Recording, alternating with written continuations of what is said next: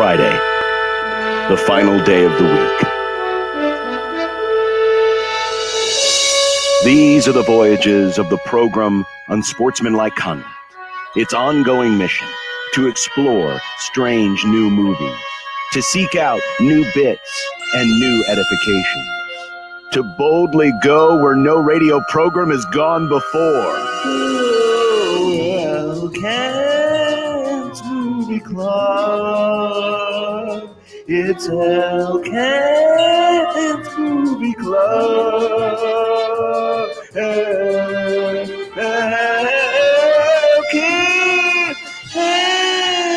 Movie Club.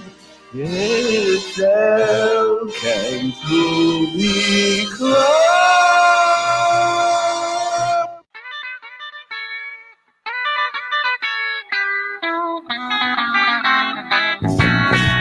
Come on, baby, don't you wanna go? Come on, baby, don't you wanna go? Back to that same old place, sweet home, Chicago. Yeah. Is that why you wore that today? It's exactly why I wore it today. I thought, now I don't have a black hat and Ray-Bans, black Ray-Bans. It would have been a good look for you. I think you could fit in with the band. I wish I could sing that well. I wish I could play a little saxophone in the Blues Brothers band. Welcome to the movie club, everyone. There he is in the lower left corner. Kent Wolgamott on the Lincoln Journal-Star. How you doing, Kent? I'm doing well. This was the first time I was really nervous. Usually Kent is in the waiting room before we are, but apparently there's internet issues in Lincoln or something. Kent, the last time I filled in, you watched the wrong movie. Did you watch the right movie this time? I did. Okay, great. I think Kent could have gotten away with not watching the movie this week because I believe at one point, I don't remember how we got into the conversation. You said you've seen this movie like 40 some odd times. Probably. Because every time it's on, I watch it. Right? Yeah. It goes, if it turns, I'll watch the last 10 minutes or whatever. The first, yeah. So who knows how many times I've seen it.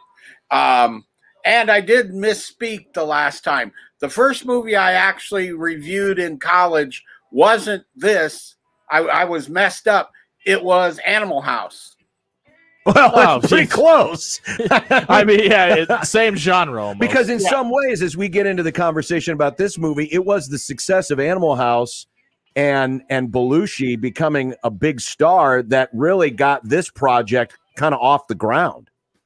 Yes. Oh, and it was also the Animal House where Belushi learned to play the harp and all of that stuff, because there's a blues guy, Curtis Salgado, and he still comes around, was the guy in Eugene, Oregon, where they made Animal House, and Robert Cray actually was playing in that band. Oh, okay. And Belushi would go and see him and hang out, and Curtis has told me he's the one that taught Belushi how to play the harp. And if you notice in the film, the Cab Calloway character, the old man in the convent or the boarding house in Chicago, is named Curtis, right after this individual. So there's that connection there. Yep. My question is, who taught Dan Aykroyd how to dance? Because they probably should have done a better job. I looked at that. I was like, it was funny because he would look at Belushi and kind of try to follow along. I'm like, he realized he was being filmed while this was happening. Well, I think that was part of the magic of the film. Was it a lot of it was very tongue in cheek. I mean, now they had a big budget for it, and there was quite a battle, I think, Kent, wasn't there, between a couple of the studios because of the success Belushi had and this project. There were a lot of folks that really wanted to produce this because they thought they had a winner here, and so because of that, there was like a bidding war for which studio was going to be able to land this film. Yeah, and it was also John Landis directed Animal House and this one. Right. So it was that combo. And yeah, and then they blew over the budget by $10 million because cocaine is a hell of a drug. Let's just say it's so true. Between that and smashing an entire mall, I think that's probably the max of the budget. Okay. The mall story, however, is that was an abandoned mall that had been was going to get leveled anyway. So they went back in and actually built the stores back out, right? They put stuff in the empty stores and then just destroyed whatever they wanted because the wrecking ball was coming shortly thereafter. I mean, that was the scene that hooked me as I remember as a kid watching this for the first time. That was the scene that hooked me because it was like, this was crazy. I mean, they're driving through here. And of course, I don't know how Oldsmobile as a dealer could have ever died with, the kind of product placement that they got, because the new Oldsmobiles are in early this year line gets me every time. That's crashing through the mall. And of course they're driving along Pier 1 Imports, they're just pointing out stores. And the cops behind them are taking out the stores as they're naming them.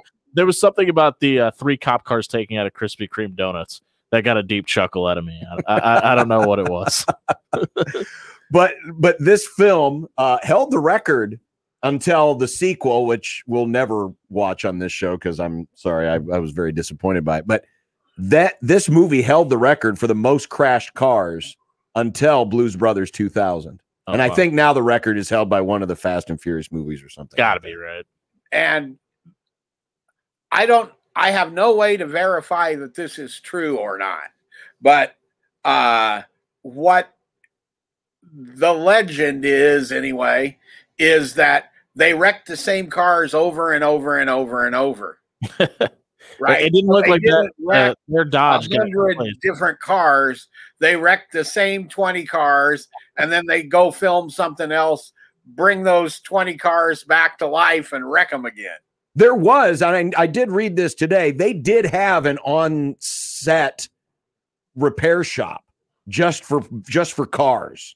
So there's probably some truth to what you just said, Kent, because they were repairing cars all the time. And I think they ended up going through 8 or 9 different versions of the Bluesmobile. They did it. I mean, they literally went to a cop auction in California and got the same model. And it looked like it. Yes, they got the same exact model of Dodge that they use. And apparently the scene at the very end, you get the final scene where they're racing through the streets of Chicago. Right.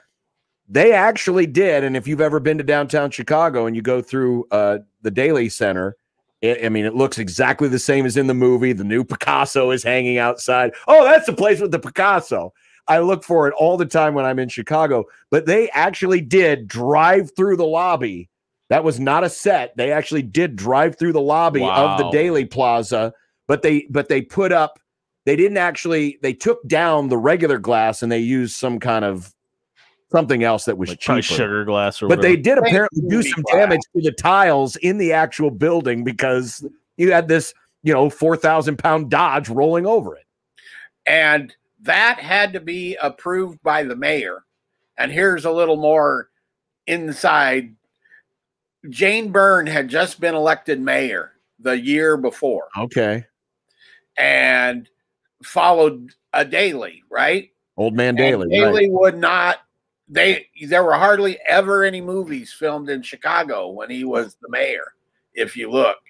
And Jane Byrne signed off on it just because she thought it would be like a good exposure and stuff for Chicago, and let them drive through the building. And then, the Nazi car falling.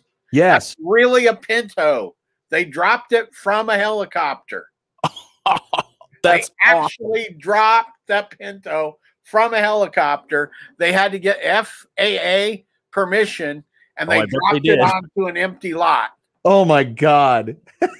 That's dedication right there. That's fantastic. Again, that's one of the things that makes the movie so great is, it's all done there in Chicago. I think the only scenes that were filmed not in Chicago, the inside of the Palace Ballroom where they play their last show, that was Los Angeles, but the exterior was still, Illinois. So, virtually the whole film is shot in Chicago. And the restaurant scenes we're all on a sound stage in Oh, LA. that wasn't actually Shea Paul? No, that was Shay somewhere. Shea something else. Shay Go Rots. Obviously, you know, one of the things that attracts a lot of the people is the car crashes and the silliness. But to me, the thing that was always so special about this movie was the music. Oh, yeah, fantastic. I absolutely love the music. I've got the Blues Brothers album.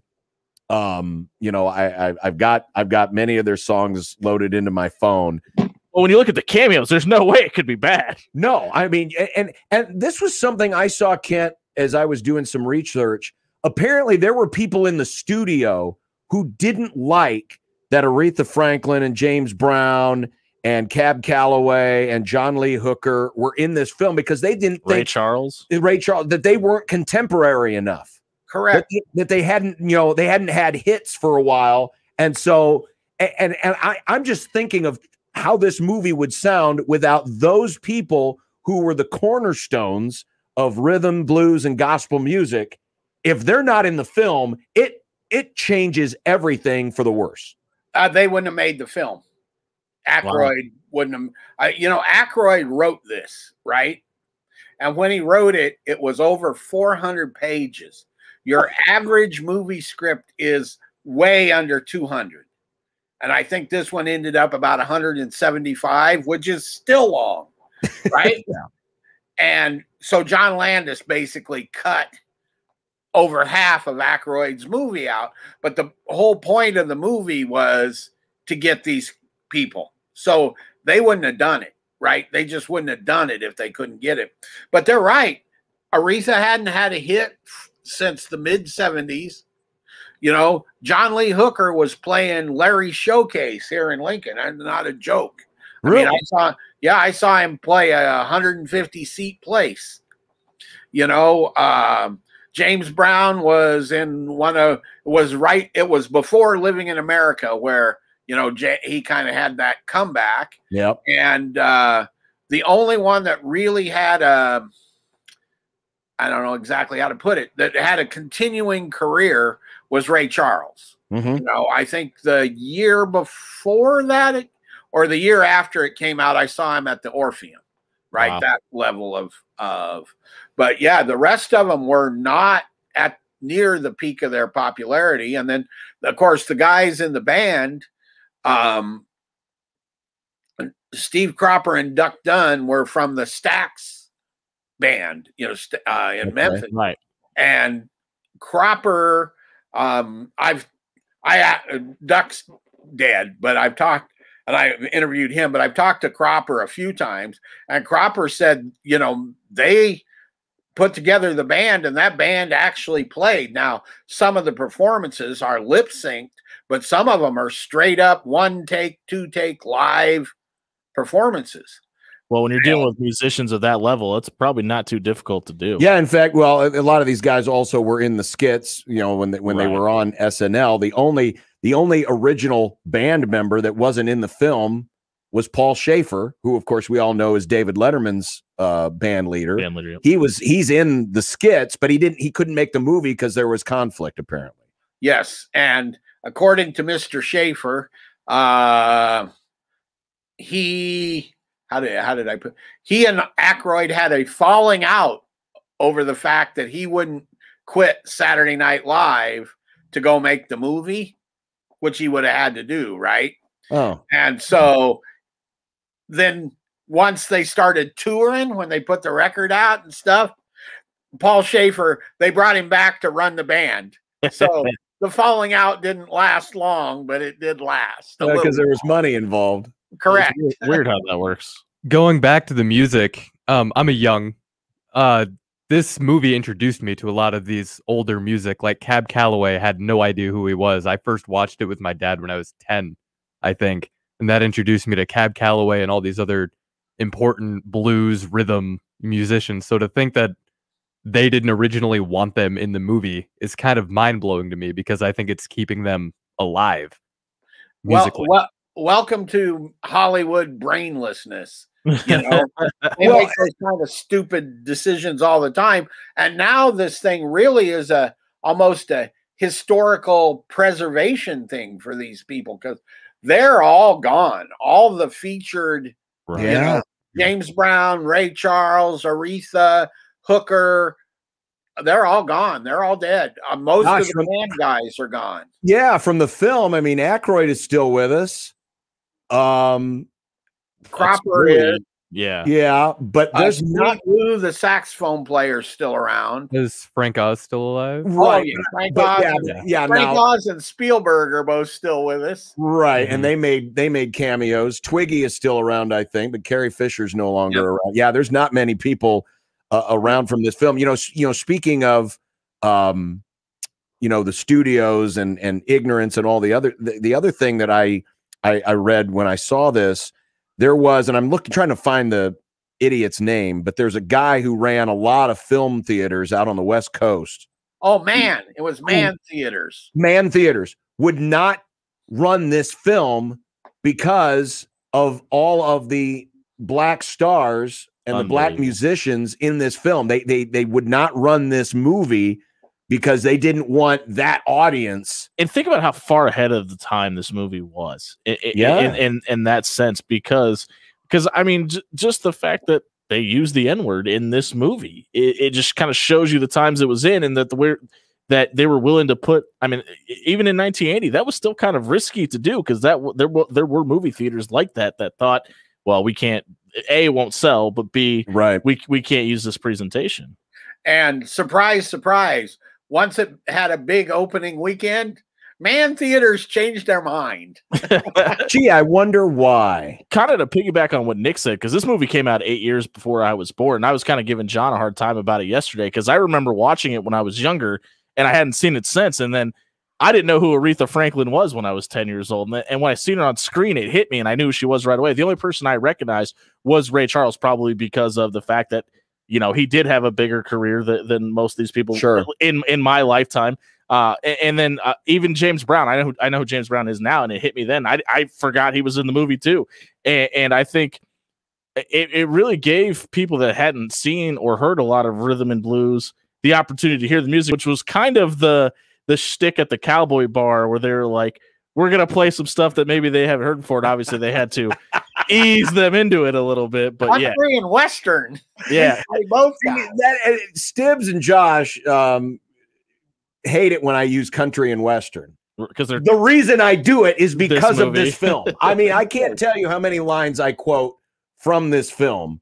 A lot. And that's one of them is I always refer to it as country and Western music because of this film. That's the line and the whole scene that always gets me in the movie. Yours is the mall scene. Mine is the entirety of the country of Bob's scene, Country Bunker. Yeah. We're with the band. Just play Rawhide. Line. Yeah. I can't believe we've gotten 18 minutes into this conversation without discussing this. And to me, the best point of this movie was the no selling of everything. How the phone booth blows up and they fly up in the air and they come down and they're just laying there like, oh, there's $8 in change here. And it's just like everything that happens, they just like, there's just nothing major. Like they don't like act like something is happening. I would agree. And how cut and dry it is. And you know, of course, Carrie Fisher makes her first appearance. She shoots the rocket launcher into the side of the building and then later blows up the building. And you're right, the no selling of it. But to me, it's also the sound effects because it is, I mean, they're getting up out of this rubble pile, and it literally sounds like they're getting up with these plastic bricks and blocks. Tink, tink. And you can hear you. It's just like and the first thing he says is those little things make me laugh. The first thing he says is their building just blew up. The whole thing fell in on me. He goes, "Oh, it's 9 o'clock. We got to get to work." Like doesn't even address the fact that they were just in the explosion. Like it's great. Yes, and did you note? And you missed this. They don't say a word to each other for almost 10 minutes when he gets in the car. After I did notice that. Yeah. Okay. Yeah. They just go around and they drive. And then it's not until right before they jump the bridge that they actually talk to each other. Right. Yeah. He asked what happened to the Cadillac. I think that's the first line of the movie, isn't it? Yeah. What happened to the Cadillac? Something about the Cadillac. And then of course, after they jump the bridge and Aykroyd says, okay, can this be the new Bluesmobile or what? Belushi says, get the cigarette lighter fixed. So, you know, the priorities there. Like I've said, this is in my holy trinity of movies. I have loved this movie since the first day I saw it on cable, and I'm like Kent. If it's on TV anywhere, I'm stopping and I'm watching. It's the silliness, it's the car crashes. Can I tell you the moment that I pivoted? Okay. Where I was like, okay, this might be funnier than I remembered. The moment that they go in to see the penguin, the nun, and she starts hitting them with the ruler, and Belushi gets stuck in the desk and can't get up. Like, that's timeless comedy. And I was like, okay, this might be a little bit better than I remembered it being. And, you know, when it came out, it did not get necessarily raves from everybody. Some people didn't like it for whatever for reasons I have never been able to figure out. But it's now Jimmy's and Nick's saying this sucks. Yeah. I loved it when I was 10. What are you talking about, Jimmy? I guess I stand corrected. The thing that always got me is, why was it an R-rated film? I mean, I think there's one or two F-bombs that I heard. You mentioned that there was an N-word drop earlier, but it was Cab Calloway who said it. Correct. But there's no nudity in this. They used that whole scene with the nun. They drop like 15, 16 explicitives. They do, but I mean, today this would be at worst a PG-13. Yeah, which, by the way, that's probably why. The door opening and shutting by itself, the nun floating away on her own, like, and the fact that they don't mention any of that either, like, it's the best part of the movie, in my opinion. Yes, and you know, the "We're on a mission from God" is a Landis line. Oh, is it? Okay. When he rewrote the movie or cut it down or whatever you want to call it, he thought he put it in there because that was what he thought Aykroyd's mission was here. He was on a mission from God to get these people in the movie. And that's where it came from. Well, and it took quite a lot of work to get it filmed because, as you mentioned, they blew up the budget. I mean, you know, they actually did have, they didn't, I don't know if it was an actual line item, but they did reserve money for cocaine. But it was keeping Belushi sober enough to work because he was partying hard really off the whole time, and it was sometimes hard to get him to come to cast call and be on time for a lot of it. So the fact that they got the movie made with all of the things we described, dropping the Pinot, getting approval from the city, blowing up malls, all this other stuff, it is kind of a minor miracle that this thing actually did get to film. Yes. The real interesting thing is apparently the first cut of it was almost a half hour to 40 minutes longer, and nobody's ever seen the full.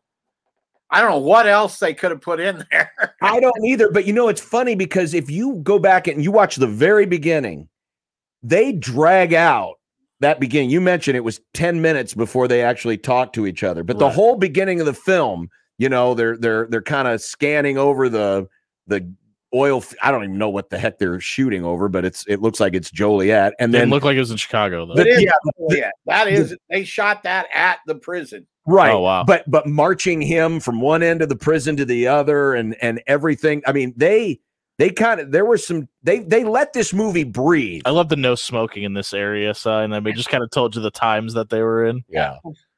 You guys talked about Belushi partying, and I hate to be this guy, and I'm not here to support people that have cocaine habits, but is there any bit of that might have made this movie just that much better? That, like, that's something that character would probably be doing.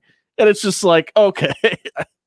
I mean, obviously, he was in the mindset for the part he was playing. I'm just putting it out there. No, that's true. Yeah, he was. And, you know, he only lived 2 more years after this. That's right. He died in 82. So, you know, that was cocaine's a hell of a drug. Amen to that. Well, that is the Blues Brothers. It is streaming on Peacock. It's still one of my all-time favorites and always will be. Much better than I remembered. Yeah. Just had a great, and it's fun to hear a younger perspective how much you enjoyed it as well. We didn't talk about John Candy's character. Orange Whip, Orange Whip, 3 Orange Whips. How little of a role he played. I just like that where they ramp up and then they go into the semi, and he's like, "Hey guys, this is car. What number are we? We're in a truck." Well, and that again, was it's a before no-sell. Candy. That was one of the first on. That was one of his first roles. Yeah, Wow. for John Candy, because he hadn't really been in anything, and SCTV hadn't started yet. I don't think. Did okay for himself afterwards, though. Yeah, but he was okay. Second City is the hook for all of this. Okay. Yeah.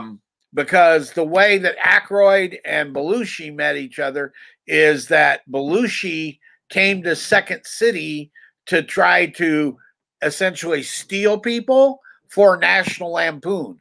Oh, They had their TV and stage thing going, and he actually managed to poach Gilda Radner, but Aykroyd didn't go. But that's where the two of them met. It was Belushi, who was a Chicago native, going back home to try to poach these comedians to go to Canada and be on the National Lampoon. And that's where Paul Schaefer was on that National Lampoon. So that's all tied in. And of course, then Saturday Night Live became part of it. But it really started with the Second City comedy troupe in Chicago. Which is interesting because this film really is the first of, I mean, it started the SNL themed films, you know, the Wayne's World, the Night at the Roxbury, Coneheads, you know, all the I mean, this was the first one. If this one had flopped, then who knows if any of those others take off, get the chance. But this one, this started it, and now, you know, there haven't been nearly as many in recent years, but there was this trend there from the 80s through the 90s, early 2000s, where it was almost like every 2 to 3 years you would get a new SNL theme inspired film. I chuckled at the 1060 West Addison Street, by the way, because one of my favorites. The last time I went to Chicago, we were going to Wrigley Field, and so I knew exactly what the address was. So I knew before they dropped the line. I was like, "That's pretty clever." So that's Wrigley Field. We all hate Illinois Nazis. All right. So if you want to see it, it is streaming on Peacock. And if you're like Nick and you have the free version of Peacock, you have to sit through the commercials every 10 minutes. You will have a newfound hatred for Jake for State Farm. Yes, you will. But trust me, it's worth it. It's great fun for 2 hours. Let's see. Nick, I think we're going to give the honors to you. Josh is not here. We need to pick a film for next week. I won't be here. All right. So I know you're probably expecting me to pick Rush, right? Because Formula One guy, that's me. Haha. No. That's a great movie, man. I love that movie. I just saw it a couple months ago. I need to do John a favor. Me a favor. I'm doing you a favor. Me a favor. It's come to my attention that you've never seen Fast and Furious. The very first one, The Fast and the Furious. Oh, my God. Spoiler alert, it's got Ja Rule in it. So you're talking about not the original, but the remake of the original, right? Because there was an original Fast and Furious, right? Nope. Kent? I am not familiar with the Fast and the Furious. Yeah, that's not a remake of any sort. No, it's not. No, it's a thing. It's just its own. Well, no, but I always thought there was a movie in the 70s called The Fast and the Furious. That's not true. Not that I'm aware of. I must be confusing it with something else. So we're going to watch the... Yes, because it was a big part of my childhood, and I think I'm okay to speak for people my age. It influenced us a lot. So do we know where this bad boy is streaming right now? I think it's also on Peacock. I think he's right. I think I saw it on Peacock. I own it. If you want to borrow the Blu-ray, I can hook you up. All right. Well, we'll definitely look for it, and I guess we're going Fast and Furious. It is on the Peacock. It is on Peacock. So there we go. I'm not going to more Vin Diesel. Yeah, it's all about family, guys. By the way, Kent, you haven't watched Space Jam yet, have you? The new Space Jam? I have not. Well, sounds like you might be lucky. The reviews aren't coming in very positively. I saw it had like a 33 on Tomato Meter. That's what I understand. I'm not shocked. This only got a 70, by the way. That's what I'm saying. Yeah. It did not get great reviews. I was very surprised by that when I saw that. Yeah, you had a lot of stuffy people back in those days. All right, so next week it's Fast and the Furious. The first one. The OG. I believe it's actually called The Fast and Furious. Yeah, The Fast and the Furious. And because Fast and Furious is number 5. And then it's Too Fast, Too Furious. And it's Tokyo Drift. And then it's Fast and Furious. And Fast 5. Yeah. Their naming is ridiculous, but that's part of it. It's Tell endearing. me about it. I love it. It's not. It is. It's endearing. All right, Kent. Well, Thanks, Kent. we got an NBA Finals game this weekend. Who takes the lead? Oh, I'm going to go Milwaukee. I think that Giannis has established himself as the best player in this, and if he gets any help at all, that's a good-looking basketball team when he gets some help. Well, they've done a fairly decent job of controlling Chris Paul the last couple of games. He has not been the same Chris Paul he was earlier in the playoffs. No concern that it's in Phoenix, Kent? I think you get another close game, just like I think the next 2-3 games will be very close. I don't think you're going to see another 20-point blowout. And I just always, in that case, you got a guy, I mean, Giannis has really stepped up to become, if I was going to vote for MVP, no matter who wins, I think I would choose him. That's how good I think he's been. There's a part of me that almost wants to see Phoenix win just to see if they actually would do it, because you hardly ever see it. There's been one Super Bowl MVP who didn't come from the winning team. I can't even think of the last World Series MVP that came from the non-winning. There's a part of me who wonders if they would actually go ahead and do it, because I agree with you. Giannis has been tremendous. And, and you got what they're doing to Chris Paul is two things there. Drew Holiday is picking him up full court. Yep. And he don't like that. Screens too. What's that? He's fighting through screens too. And, I mean, he is staying with it. And they're not letting him get any separation so he can go in there and do that snake dribble and all of that. And that's limited him. And, Booker can beat you by himself once in a while. He's probably going to have to. But he's going to exactly. He's going to have to now. And they've got to stop going under that screen with him. That high dribble handoff. You go under, you're giving him a wide open shot. Not a really good idea. Nope, it has not been at all. And they did it a lot in the first 2 games. Left them wide open. All right. Well, next week it'll be the Fast and the Furious, as picked by Nick. Can't have a great weekend, and we'll talk to you next week. Sounds great. There is Kent Wolgamott of the Lincoln Journal-Star, the Blues Brothers, streaming on Peacock if you